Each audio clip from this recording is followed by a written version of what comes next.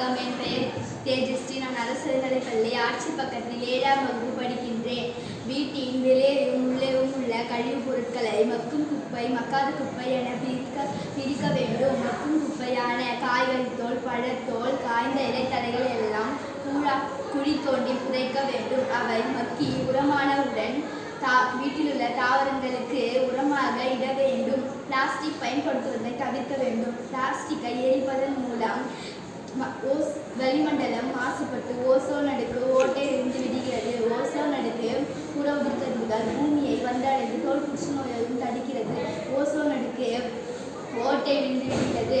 புற உதிர்கதிர்கள் பூமியை வந்தடைந்து தோல் புற்றுநோயையும் உருவாக்குகிறது. பிளாஸ்டிக் போன்ற மக்காத குப்பைகளை எரிப்பதன் மூலம் மூச்சு திணறுதல், நுரையீரலில் புற்றுநோயையும் உருவாக்குகிறது. வயல்களில் உள்ள தாவரங்களுக்கு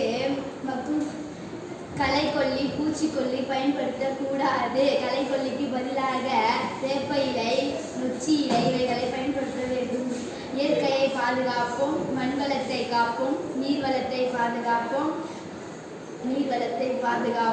காட்சி வளத்தை பாதுகாப்போம், நோயிலிருந்து உயிரை காப்போம், சுற்றுப்புறத்தை பாதுகாப்போம், புவி வெப்பமானதை தடுப்போம். நன்றி.